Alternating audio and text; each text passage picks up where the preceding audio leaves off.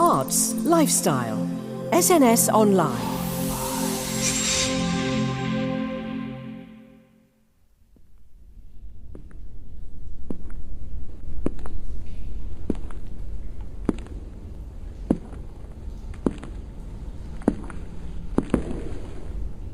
Don't worry, ScratchNSniffers, it's just me, Nick Randell, Very Light Entertainment. I'm currently trying to track down today's special guest, but he's not making it easy for me. He's created this amazing program called Reverie, which allows you to relive your favourite dreams or create your very own new ones that you can exist in and live out your fantasies, well, at least virtually in your head. The real me is actually slumped on a park bench near a well-known budget supermarket in East London, clutching my bottle of vodka like a good 'un. But in here, I've lost 4 stone. I look like Brad Pitt in his prime, and I am smelling great.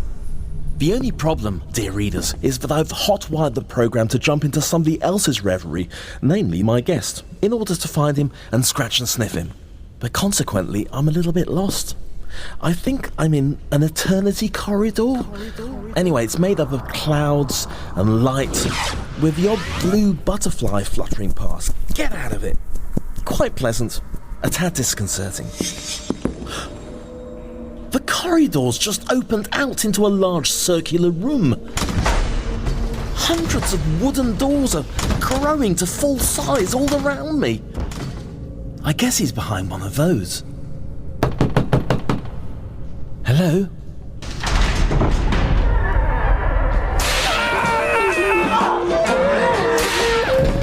Sorry. Perhaps, get a lock for that, guys. No one's seeing that.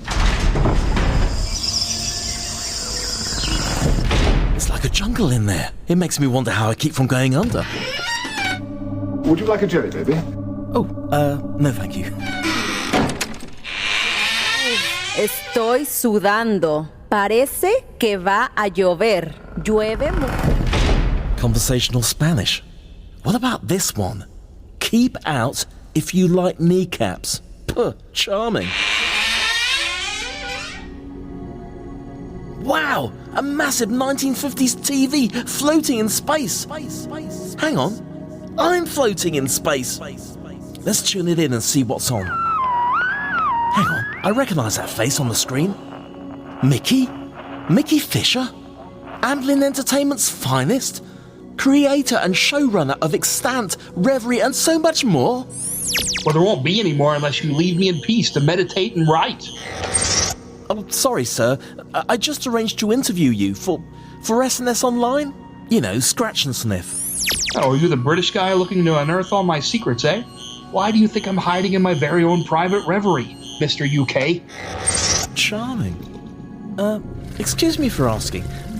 Why have you got a cartoon octopus serving you drinks and peeling you grapes one by one? Listen, what I do in my private reverie is up to me, kid. And I thought you were just bashing it out on a typewriter. Sorry, Mickey, but you've been in that reverie too long, and it's time for our interview. Exodus. What's your all-time favorite memory? The most beautiful, mind-blowing place you can remember? When I was, 10. My mother took me and my sister Jamie to this field just full of paper lanterns. It was like floating in space.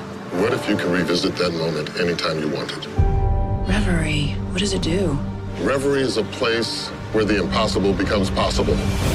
Mickey Fisher's incredible success in the world of TV writing, stemming from a spec script that got the attention of one Steven Spielberg. You were on the Seraphim station for 13 months. There was never anybody else on board.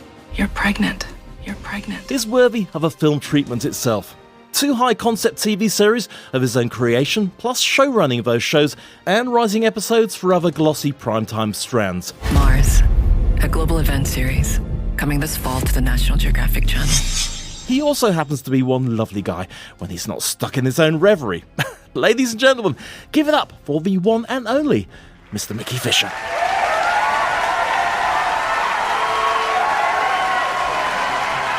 So Mickey Fisher, creator and showrunner for Extant, Reverie, and I'm sure a host of other stuff as well, as we'll discover as we go.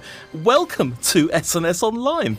Hey, thanks for having me. Well, listen, let's just talk about some of your incredible work. I mean, I've been reading your blog, which you marked the evolution of your initial ideas for Extant and how they happen. We'll get to that in a minute. But if I could just take you back to your early days, did the world of television and film inspire you to pick up the pen even then? Yeah, 100%. I mean, I was of that generation that really grew up on television.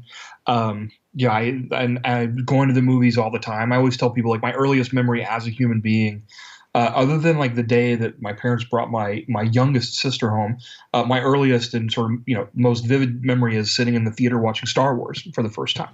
So I grew up on that kind of thing, and in really like that early '80s Amblin kind of heyday too. So all those movies, E.T. and Goonies and Back to the Future and all those things, Raiders of the Lost Ark. Absolutely. And that, and sort of have my imagination informed by a lot of those things. And then, and certainly television too. And then I was also very much into comic books as a kid. I was in the 5th grade, I think, when I first started. Well, maybe a little bit younger than that. Maybe in like the 3rd grade, I had chicken pox and had to stay out of school for a week. And that's when my dad bought me the set of the Lord of the Rings books, and he would get up before work and he would read them with me, and then he would go to work, and then I would try to read like a little bit myself. As like, I was like 11 trying to read the Silmarillion. It's just like, were you Tolkien in your sleep? I was. I like it. You can have that one on me, mate. I like it. I'm going to write that down right now. Write it down. Put it in a script. You shall not pass! Are any of your family in sort of related career, or are you the first to do something quite so out there?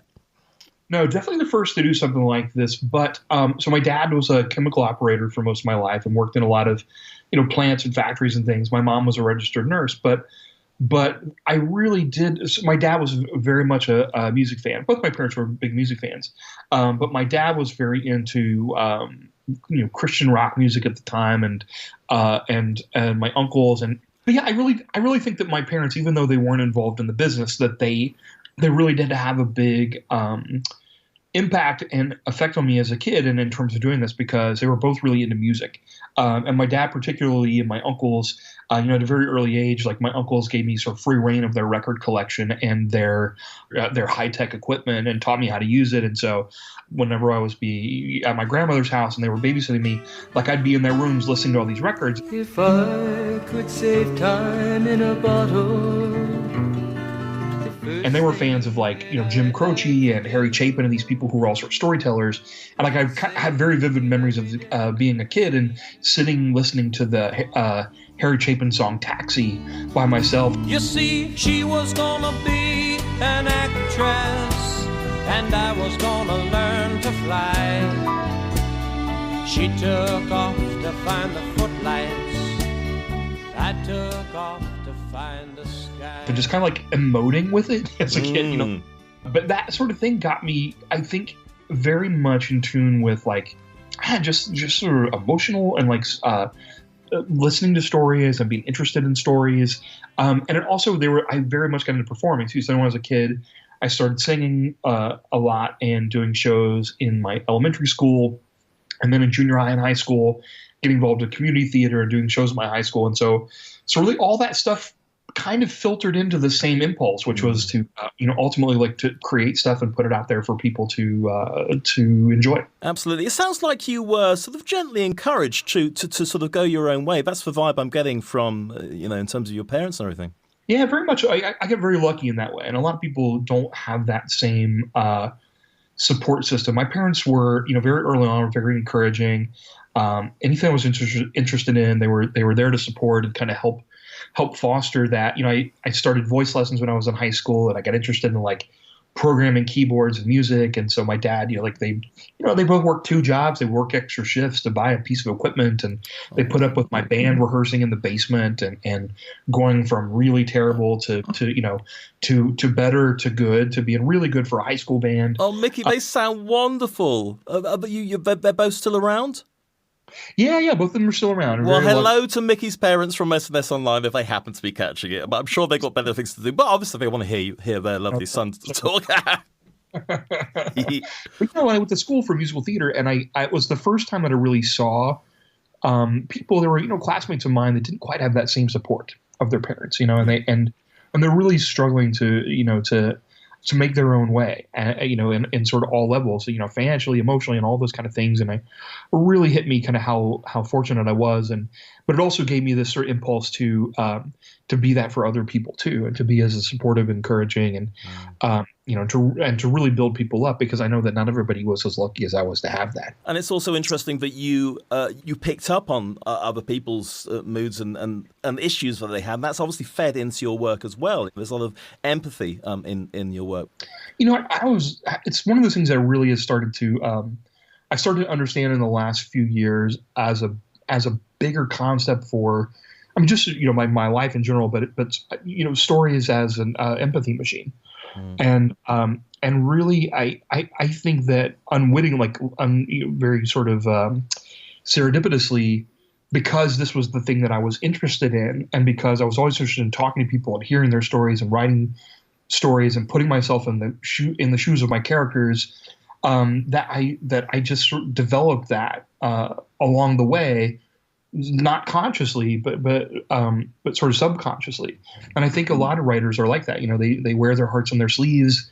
They're very attuned to other people's feelings. I mean, some are not. Obviously, you hear stories all the time about people who are sort of very disconnected and cold or withdrawn and this sort of thing. But I think a lot of people, if you're an artist, if you're a writer, if you're a songwriter, if you're a performer, if you're trying to tap into something that gets to a bigger universal theme, or if you're really trying to connect to people, that you have to open up the channel on your end first, I think you've got to offer your true self in order to other people to trust that voice as well. Absolutely. Absolutely. So it's interesting that you went, initially you trained to be an actor, but you eventually got steered off to writing. What changed your mind? Well, I went to school for musical theater at this place called the Conservatory of Music at the University of Cincinnati here in Ohio, in my home state. And it was a great musical theater school, and it really was centered around kind of creating triple threats for Broadway. They wanted you to be able to sing, act, and dance at a really high level, and really prepare you for a Broadway career. And I was a character guy going in. I was always like a bit much heavier than a lot of my classmates, and I wasn't much of a dancer, and so a lot of times I would skip out of things, or I would cut class for things I wasn't great at. Modern dance, tap, those kind of things, makeup. And so eventually I just started skipping classes, and it's all sort of TNT, isn't it? Teeth and tits, as they say. Exactly. There are some people that just have that naturally. I did not. I would hide out in the library just reading plays, and also at the same time, it was really the first time that I was being exposed to art films. There was a art house that was a few blocks away in Cincinnati, and it was the first time I had seen movies that were made for thousands of dollars or tens of thousands of dollars, as opposed to the big blockbusters that I grew up with. And so it was really at the time when, Reservoir Dogs and Clerks and El Mariachi and all these movies were coming out, these independent movies, and I was spending as much time in the movie theater as I was in my classes and in rehearsals, but the thing that really sort of was a turning point was I was kind of scratching around on my notebooks and doing things kind of on my own and writing ideas. And then we had this audition techniques class, and the head of our department was a teacher of that class, and he gave us this assignment to write a monologue for an audition. Wrote a monologue, and we had to perform it in front of the class, and it went really well. And afterwards he was like, I think you have a talent for this. And he walked up to me one day in the hallway and gave me this entry form for a 10-minute play contest at the Actors Theater of Louisville, which is really great theater here. And I took that challenge. I said, I'm going to write a 10-page play to enter this thing. And that really was one of the things that really kicked it off. And so by the end of my 4 years in college, I came out of there wanting to be a writer as much as I wanted to be an actor. And then really kind of struggled for the next 10 years or so between those two things. Do I want to keep going being, as a theater actor? Do I want to, a lot of my classmates were going out of school and onto Broadway tours and into Broadway shows. And the other thing that they told me at my school was you're a character guy. You're really not going to work till you're in your 40s. And so I started writing things for myself to perform. and thinking, well, I don't want to wait that long, so I'm going to write my own stuff to do. And that led to like, well, nobody's really like, producing my stuff. So I'll produce it myself with my friends at fringe festivals and things like that. And so it really snowballed into ultimately I became a better writer than I was an actor. And finally, that was the thing that ultimately I realized also brought me the most joy. Welcome to Hollywood. Everybody comes to Hollywood, got a dream. What's your dream? What's your dream? Hey, mister. Hey. So, essentially, you're a Hollywood outsider, but with huge dreams. Now, obviously, spec TV pilots, as much as I respect any person who's written anything like that in Hollywood, might be considered to a penny. And solicited manuscripts, making it through to series is pretty well unheard of. But you did it. So, if we just talk a little bit about that incredible journey. Yeah, no, it's a crazy story. And I mean, it's still like every few days I'll be reminded of like, how it all eventually, came to a head. And but basically, I was living in New York with my girlfriend. She's an actor. I was writing and directing things for different theaters. I was still doing some acting jobs here and there. And I was telling her like, look, and I had made a couple very small like micro budget feature films as a writer, a director. I was in them too. And I told my girlfriend, like, I really think I need to move to Los Angeles because that is where 99% of this is happening. And I'm not really meeting anybody in New York who's doing the thing that I want to do. And she said, okay, well, you go out there for that and I'll go with you and I'll go to grad school while you're doing it. So we moved out here in 2011. She started going to grad school. And I took the time because what I realized is TV we were really in this golden age of television. Absolutely. And I realized a lot of jobs in TV and the writers' rooms, they have however many 6, 8, 10 writers. And so the odds of maybe getting a job in a writer's room was better than selling the $1 million spec, feature spec. And so I should figure out how to break into a writer's room. And to do that, I had to learn how to write television. And because I'd been writing movies and full-length plays and things like that, I didn't really know, as much as I'd watched television, as much as I love television, I didn't really understand the actual mechanics of writing an episode of TV. So I took some time to do that. And I just I sat down with a remote control in one hand and a pen and paper in the other and watched episodes of my favorite shows and really just like, from a technical standpoint, how many scenes are there? How many acts? How long is each scene approximately? Absolutely, because I read some of the the shows you studied, including my favourite Doctor Who. So good for you there. Yeah, I would tell people too when I was writing Extant that I put a Post-it note on the corner of my screen that said basically WWSND. What would Stephen Moffat do? Well, now that is a question. Yeah, exactly. But yeah, I studied Doctor Who. I studied Friday Night Lights, and it's funny. I always tell people like the Extant was kind of like a love child between those two things because it was very much about this aliens and robots, but it was also about this family story at heart. So I wrote one pilot that was kind of okay, and it was sort of a test pilot, and then I wrote the pilot for the show Extant that I entered into a contest, and because I was living in Orange County, didn't really know anybody who was in Hollywood at the moment. A handful of people, but really was having a hard time getting it into people's hands to read. So I entered this contest. I came in second place, but part of the contest is as the prize, they want to put it in the hands of people who can do something with it. And so it got to this manager, this guy Brooklyn Weaver, and he called me and said, I think we could change your life with this script. And from there, I was meeting with this agency, WME.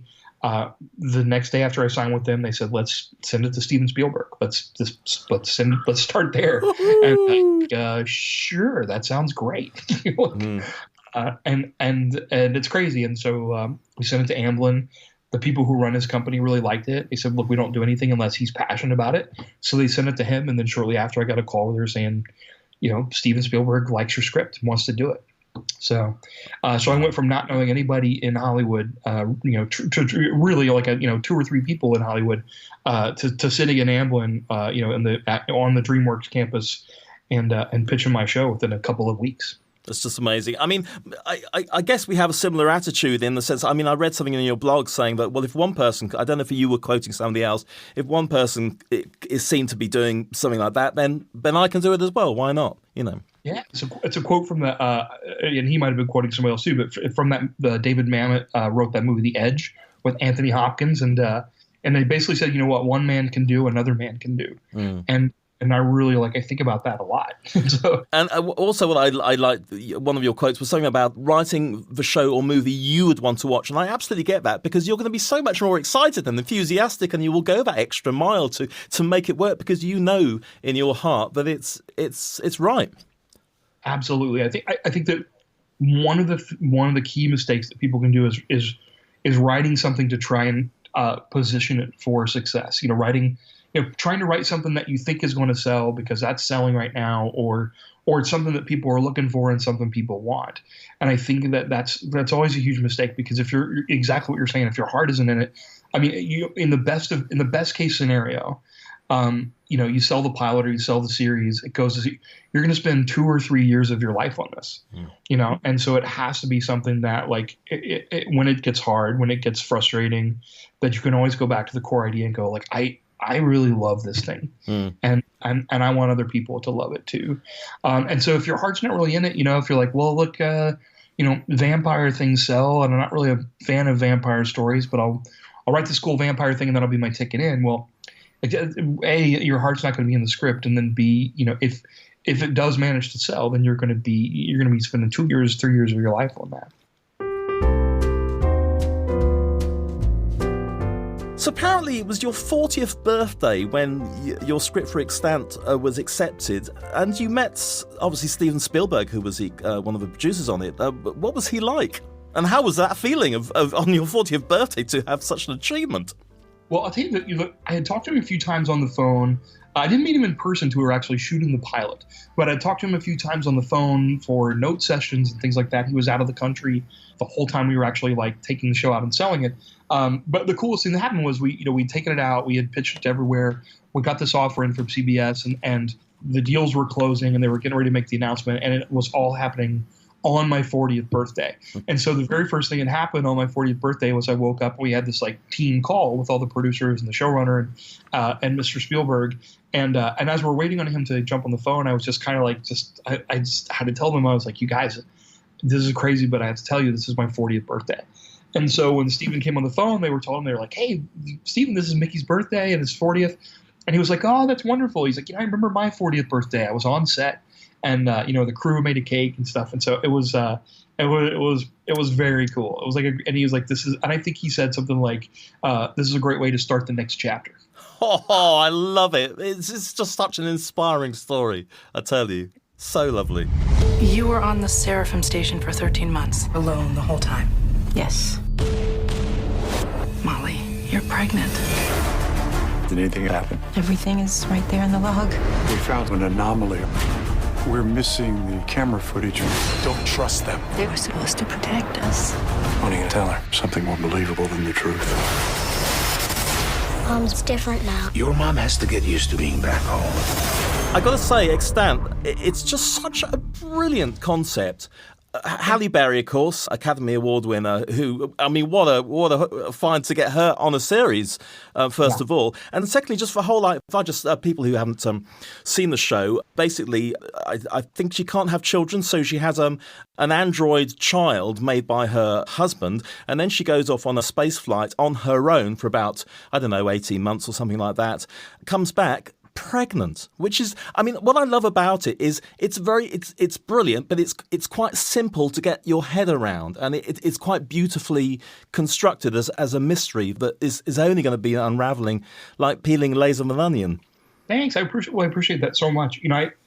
When I came up with the concept, I'd been carrying around in my head for a little while, and then the day that I started it, that really started it in earnest. I went to a show that evening with my girlfriend and a few friends.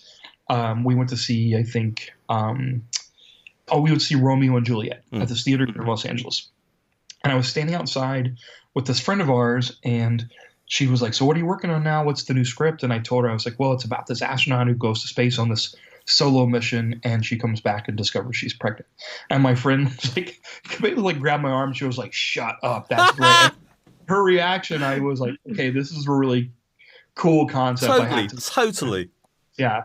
So I really came the next day. I was just went off to the races, and I kind of felt it too. It's like when I entered that contest, you had to submit a log line, basically a 1-sentence description of your your story, and I was like, I feel like the log line will at least get them to read like the first 10 pages. Like, this is a pretty shameless, shamelessly flashy log line. Astronaut goes to space, comes back pregnant, and so hopefully they'll read the first few pages and see that there's a bigger mystery here in the heart. So, so I think that sort of goes to the lesson of a lot of writing advice that you get, which is about writing a high concept story, and I hadn't been doing that for a while. I've been writing things that were very sort of small and personal because I was making my own stuff. So I was writing things that I knew I could produce. So it was really about, small town friends and family and relationships and things that were important to me.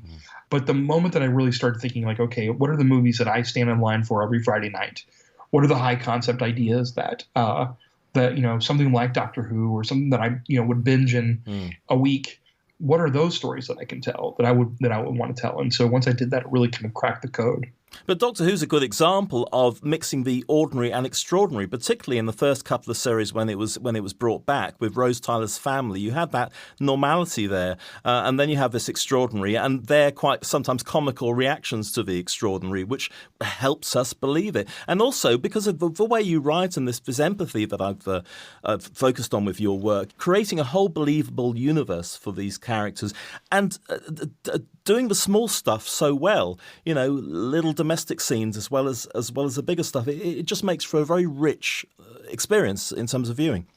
I appreciate that so much. But I will tell you, like, hearing you say that, one of my realizations coming out of the first season was one of the places where I had ignored the WWSND Post-it note was having enough humor to go along with the big mystery in the heart. I mean, when you think about Rose Tyler, you think about Amy Pond, you think there is this sort of great, like, there's all this heart, there's all this emotion, all these big ideas, but there's also this great sense of humor running throughout. Yeah. And I think that was the thing, like the showrunner and I at the end of season 1 of Extant, we had to go in and pitch to the network, and we had to talk about sort of like, what did we learn from the first season? What are we going to try to do different the next season?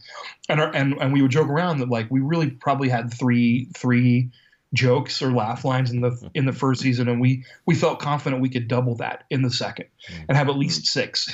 So but when we had new showrunners who came on for the second season, and they brought a very different sensibility. They brought their own sensibility to it, which is they do have a little bit more comedy, a little bit more like kind of banter and the sort of I don't say quippy is kind of the wrong word, but like a lightness to the banter to go along with these sort of like world is at stake kind of big event things. And I think people need that because they get involved in the drama, but they need that release as well that the characters need, because we're sort of almost breathing the characters ourselves. Absolutely, and it really was like a huge lesson for me, because I think it also in this day and age there's a lot of stuff that's kind of relentlessly grim, on television, and the stuff that starts to feel like homework, but the things that have at least moments of levity and a lightness to them, I think are far. I don't know. To me, they connect on a deeper level. I think it's exactly what you're saying, that the humor in a way can access you and open you up so that those bigger ideas and those bigger emotions can really have an impact. You're listening to Mickey Fisher on SNS Online, and we'll be back in a couple of minutes. It's basically about these incredibly brave, brilliant, extraordinary young women, aged mainly between 18 and 28, who flew planes to the front line during World War II. Do you think Emily Davison wanted to kill herself that day? All her journalism is about martyrdom and fire and sacrifice and nobility and awakenings. It just reads like one long suicide note. I think she really meant to do it. Because I wanted the world to get better, and I knew it couldn't get better if it's going to be ruled by men. Matter of fact, I think it's amazing how well the men did for 2,000 years, considered they tried to do it alone. I really feel that all the things about being gay can help us as doctors, because we know what it's like to feel different, and we can share that with our children, and I think the level of empathy is quite unique and important. I thought to myself, well, if this is a twice-weekly programme and going on throughout the year, I should be editor. So I gave myself the job, as it were, and had it on the credits, and nobody queried it. It was extraordinary. Girls in the Women's Auxiliary Air Force are being called upon to handle many of the responsible jobs which were previously entrusted only to RAF mechanics and ground staff. And they flew without radar, sometimes without training on that particular plane. You know, they'd have learnt on a Tiger Moth and they'd be given a Spitfire. I don't think it did help me get pay rise, but the point was, I suppose children's programmes were regarded as so insignificant, nobody bothered what went on. Pauline Gower was the woman who spearheaded it. She got equal pay for equal work. Yes, the first woman ever Which is very, in Britain very to topical do it. in the and news we are at the moment. Still fighting that battle in 2018. How does that happen? Rise Up, Women, a special season of shows exclusive to SNS Online. Is your head just like constantly percolating with ideas? Do you have a little notebook by the side of your bed? You wake up in the middle of the night and think, oh my God, I got to write that down. And then you might put it in the bottom drawer for like 5 years or something before you do something with it. Yeah, absolutely. I mean, I wish it was a notebook, but it's kind of like there's like a notebook, notebooks all around. I have the Notes app on my phone that has a bunch of stuff. I have bookmarks, folders on Chrome that's like, here inspiration for these ideas and these things that are cool, and constantly reading stuff that sparks ideas and yeah, I mean, I think that I would say like there are a lot better writers out there than me. There are people who do things a lot better. I think my sort of superpower is just the creativity. It's just like drawing connections between things and coming up with like, okay, there's this interesting technology, there's this cool thing out there. How do you dramatize that? What are the emotional stories that you could tell? How do you get into the complex moral and ethical ideas? And I think that that thing really excites me. Like that's the thing that gets my endorphins going, is when I read an article or read a book and I go, I could see how this would be a movie or a TV show. And it helps us get our head around the modern world as well. I mean, through drama, we can sort of, see if we need to sort of catch up a little bit in terms of what's going on around us. Because I mean, I was born in 1965, so I just feel I'm walking around in a sci-fi world now. I do find it quite phasing sometimes. No, absolutely. We are living in a sci-fi age, and there are things that are happening right now that are so beyond, like the stuff that they're doing. There's all the stuff I'm interested in right now too, with like, CRISPR and merging the human and machine. All that stuff is like, I mean, we're going to see that in our lifetime in the next 10 years or so, and it's going to drastically change the world that we know. And I think, we're already living in the age that people like, Isaac Asimov and all those people we're writing about. We're living through those times right now.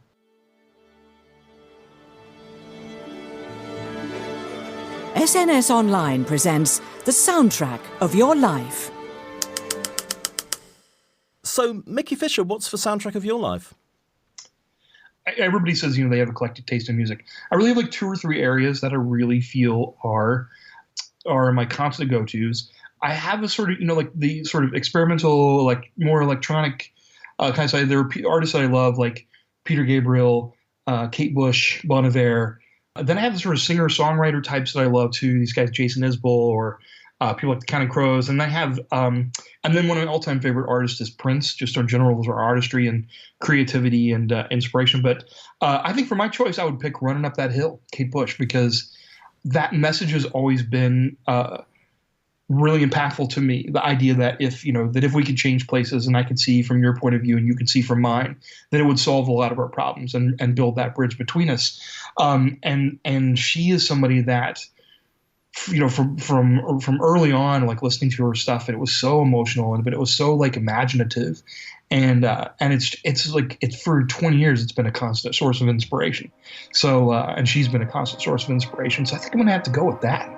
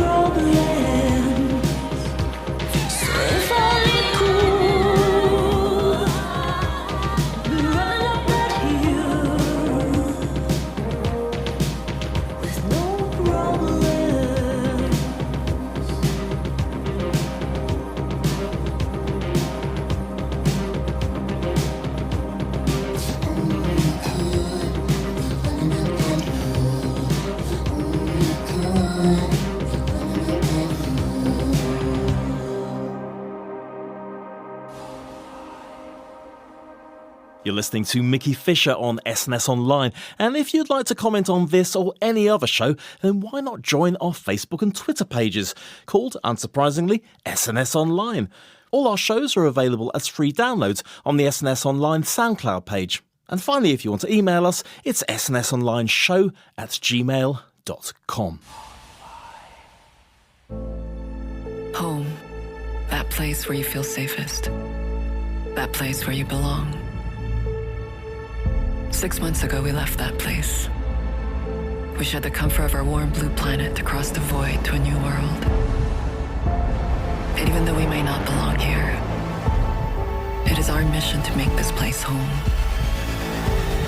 Mars, a global event series, coming this fall to the National Geographic Channel. So, Mickey, let's get on to Mars, a series set in 2033, so not actually that long away, when Earth attempts to colonise Mars. It had a Ron Howard connection, didn't it? Yeah. Ron Howard was one of the Ron Howard Imagine were one of the producers along with Radical Media, and it was a project that had started. I came in a little later into the process. It had been pitched to Nat Geo, and they had this really cool idea where they wanted to make kind of a hybrid series, one that was part documentary.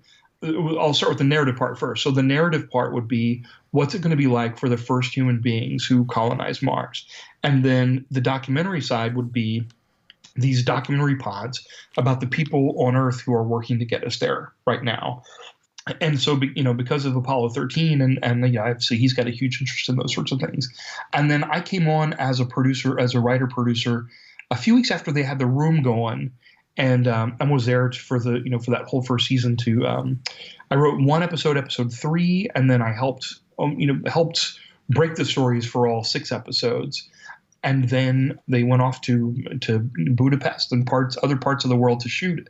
And so I had a very sort of brief sojourn on Mars, but I learned so much and was so inspired because I learned so much about what is actually happening here right now to get there. And again, I feel like it's something that you and I are going to see in our lifetime, people living and working on Mars.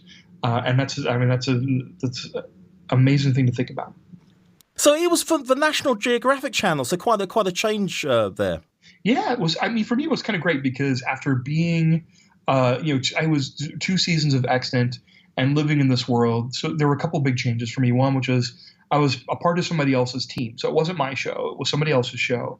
And I was really able to go and be the kind of team member that I want people to be on my teams, too, where it's just like supportive, as positive as possible, and just, constantly, like astronauts, kind of constantly working to solve the problem of the story. And so there was that. And then it was also, like I said, because in Nat Geo, there was a sort of different mandate. Like Extant was very much, fast and loose with the science of it all. But with Nat Geo, it had to be very grounded in, as a mandate, grounded in the real science of how we're going to do this kind of thing. We spent a lot of time talking to people from SpaceX and from NASA, and those people were part of the show too. They would do these like talking head interviews where these people would talk about the science behind it. And there were competing ideas about how we're going to get there and which type of rocket and how we're going to land and all this kind of stuff.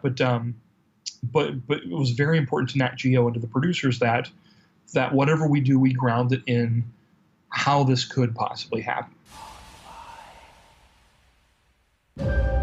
What's your all-time favorite memory? The most beautiful, mind-blowing place you can remember?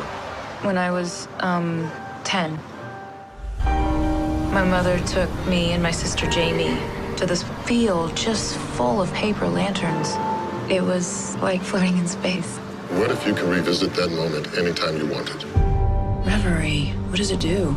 Reverie is a place where the impossible becomes possible. You're put inside a waking dream of your own design.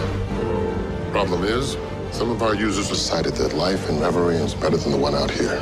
Their bodies have gone into a coma. They're trapped. What exactly is it that you want me to do? What you did for me on the Force. Hostage negotiation. I want you to go inside Reverie and bring them back. So, Reverie, and I got to say, Mickey, I'm a big fan of this show, and something my partner actually reminded me to say to you. I initially, on the Sci-Fi Channel in the UK, they run various adverts and trails, but I saw, in between adverts for washing powders and stuff like that, an advert for this company called Reverie that could let you experience your actual dreams. And because it was done so well, and perhaps I was a bit tired after work, I was watching this and going, no, surely not. But you know what? There was a part of me that really wanted to believe it. And I was showing my partner Andy, said, oh my God, we could like live in our dreams. He'd say, look, just calm down. It's obviously a bloody show.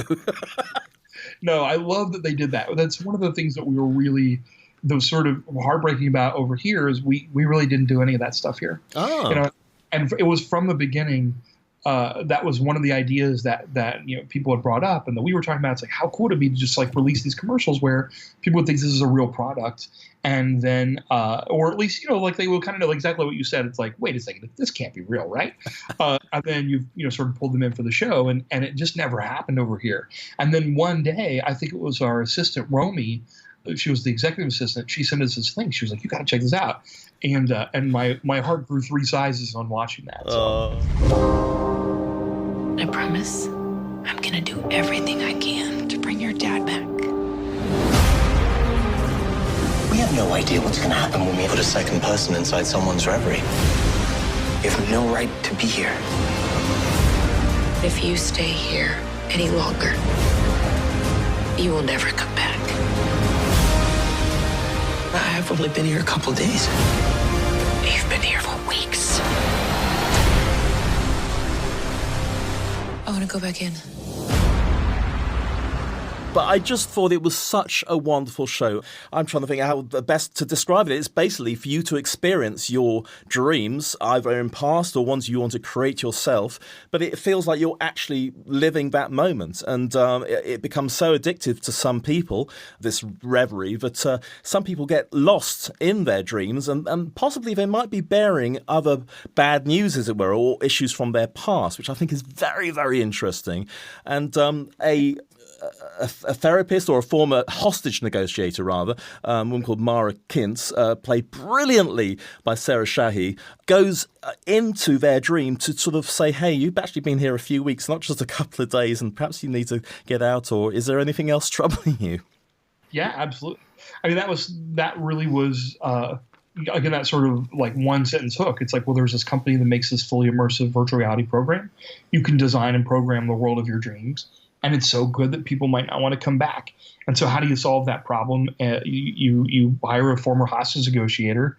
And then the real sort of emotional drama is like the toll that it takes on her. And kind of like what you said, the thing that I mean, I think the idea of people like getting stuck in virtual reality worlds and stuff has been kind of out there, and we've seen quite a bit. But I think the thing that was unique to us that I was really proud of was the idea of using this program as a thing that surfaces your underlying issues. And we always talked about it like, you know, how Spotify or these things have an algorithm, Pandora, you know, like they have an algorithm that is reading your choices, and it's giving you more of the thing that you want. And so that the algorithm behind this Revelry program would be working, and that would eventually surface these deeper issues and force you to deal with them. And so as Mara is doing this, she's going in more than anybody and having this variety of experiences where she's going in and rescuing these other people, that the program is also working on her, and that ultimately surfaces this really deep kind of traumatic thing and forces her to deal with it as well. It's just a blur. No, think, Ray. Why did you go for the gun? I don't know. You do know! I was begging her. I was begging her just to stop and talk. But she wouldn't listen. It was like I had no what? No power. And the gun gave you power? It gave me control. Made her stop and pay attention. And then you showed up, and then the police showed up, and I knew I was never gonna have my family again. And I just got this one thought. What thought? That we'd all be better off dead. You had no right to decide that for them. I mean, again, it's like the way, okay, it's on a lower level, but just the way Facebook is monitoring everything we're doing. And, you know, in terms of voting to buying things for your pet cat or whatever. I mean, I find that, I can find that quite a positive thing, because sometimes I'll see adverts for things on Facebook and I think, great, that's just what I want. But yes, it does have sinister undertones as well. I agree. I'm kind of like, I'm really torn about it because I'm such an early adopter and I love things. I have stuff all over my house. But there have been times when we've been having a conversation in the living room and Alexa will pop on and she'll be like, I'm sorry, I didn't understand that. And it's like, well, we weren't talking to you. Yeah. I know. Open the pod bay doors, please, Hal. I'm sorry, Dave. I'm afraid I can't do that. Did you have to do a lot of research in terms of current psychological studies, psychological studies, and get experts involved in terms of, well, if this character feels like that, then this might have happened? Or was it just you thought, I can free form on this? It's a little bit of both. And we didn't bring in any experts on like an official consulting capacity, but I did a lot of reading and I did a lot of research on my own before I wrote as I was writing the pilot. You know, I wrote a lot about dreams and interpreting dreams and dream logic and the types of things that surface and how they manifest themselves. I read a lot about hostage negotiators and how they work to make connections with the people that they're talking to. I did a lot of research into virtual reality and the uses that people like the different things that people are using it for. Like they are using it for therapy for PTSD, soldiers and people who have suffered PTSD. They're using it for people to deal with their phobias, going on airplanes and things like that. And so those things are all happening in the world today. And in fact, like with virtual reality, it's been happening for years now that psychologists have been using this to treat people. And it just got very interesting to me that the more immersive and the more realistic these things become, that the more effective they'll be, but also the dangers might also be heightened in a way.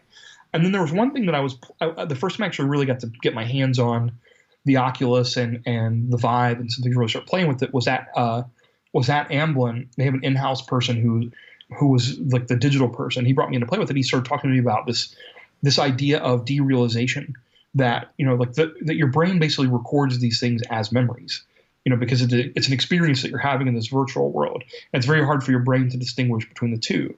And so the idea that, like some people who are in this world for like, if you're playing virtual reality all day, that you may take this off, but you may still have flashes of that virtual world throughout your day. And that really became, kind of a core concept of the show. Absolutely. I mean, especially because the main character has her own issues from something that happened in her past, and it's so beautifully woven into the story. And what I also loved about Reverie is it's a real open canvas to tell very different stories each week. I mean, all very human, but you've got the high concept thriller elements as well, which is fantastic. I appreciate that. Thank you so much. And you know what? I mean, because I was born in '65, so I was watching telly in the '70s, and this is meant as an extreme compliment because some of the early strong female characters, people like, the Cagney and Lacey's and stuff like that, the Bionic Woman's Lindsay Wagner, for some reason, Sarah Shadi really reminds me of her in terms of just that naturalistic sort of natural beauty and, delivery. Do you get that at all? No, 100%. Like, in fact, that would be a no-brainer today. I think somebody should absolutely reboot that show with Sarah Shaheen. When we were casting the role, there were a couple of things we were looking for. To me, there were two things that were very important, which was, one, it had to be somebody who looked like they could physically handle themselves. Because this person would have been in dangerous situations, we knew there might be some action components and things like that. And Sarah had done like Person of Interest, and she'd done some things that were very physical. And I've never seen that, but she's like a stone cold killer in that show. But then it also had to be somebody who was very warm and empathetic, and who would instantly be like your best friend, who you would open up and tell all your secrets to.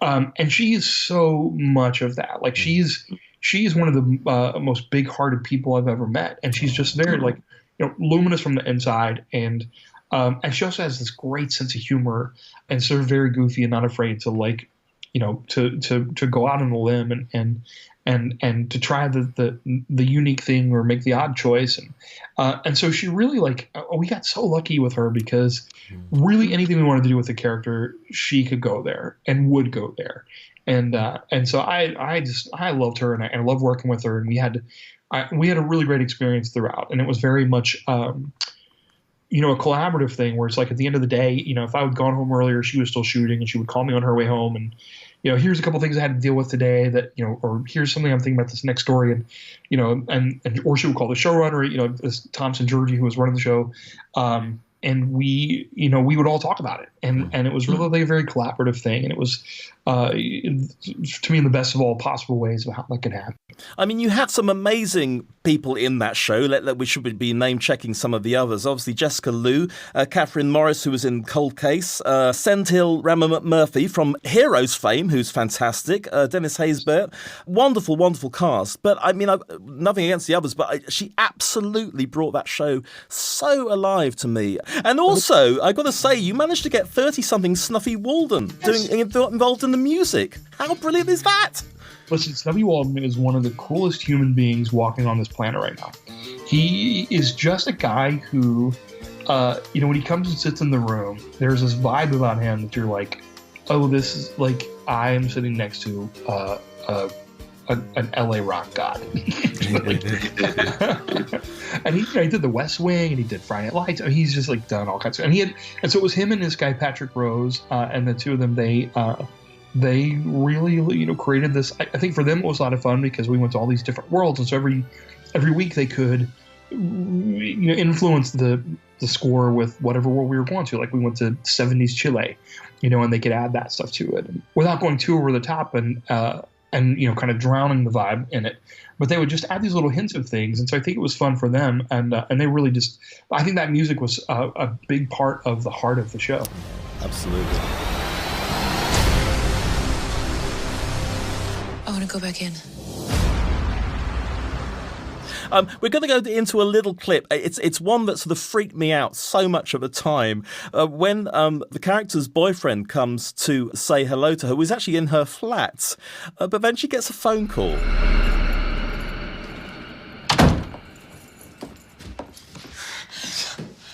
Sorry. Oh my God, you scared me. Sorry. How did you get in? You never asked for it back. I took it as a sign of hope. For 18 months. Yeah, well, I'm a very hopeful person. Really? Are you now? I'm so sorry I was late. Oh my God, it was just such a crazy day. Good crazy or bad crazy? You know what? I will tell you in just 1 second, but first I'm starving. Are you ready for the pasta? Sure. Okay, good.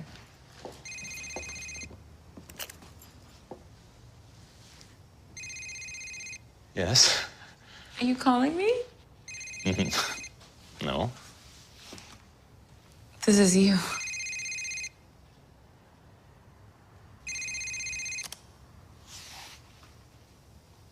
Hello? Mara. Who is this? It's me, Chris. Sorry, I was in session with patients all day. I just got your message. I saw your text. Dinner. What do you mean? Did you send this to the wrong person? No. Who is this? Seriously. Mara, it's me. It's Chris. Mara, are you there? You're not real. Just calm down. Everything's gonna be fine. That really freaked me out at the time, Mickey. So thank you for that. You're welcome. Thank you. So with Reverie, it almost seemed that you had cracked that limitless format with a show like Doctor Who has to offer, that anything can be behind that door, TARDIS door or Reverie door. But Reverie didn't continue into a second season, which I was so sad about. And I was going to ask you first of all, how much work had you done on season 2 before you found out? So that the showrunner Thomas and Georgie and I, we had met a few times over. We'd spent a lot of time together in post production after we'd wrapped. I think we wrapped in December of 2017, and we spent the first few months of 2018 together, sitting in post production, watching the edits, going to the mixes, and we started really having that conversation then of here are a couple of things we could do. We'd had a couple of conversations before the end of the season because we knew we wanted to end the season as if, or the ending of one chapter, or the ending of one novel.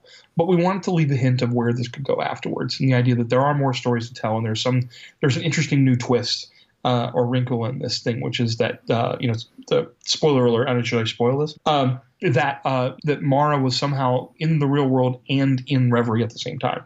How is that possible? What does that mean? What's that going to do to her?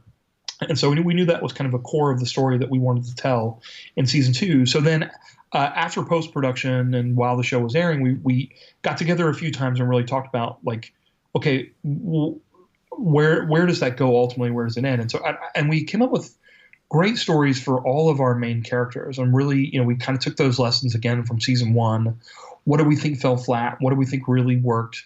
What do we think the audience is expecting? And how do we subvert that?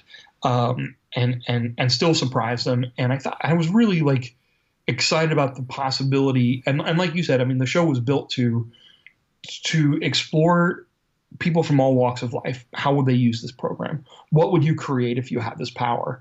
And we didn't even get to scratch the surface of it. And it was a pretty heartbreaking call to get. Sweet dreams till sunbeams find you.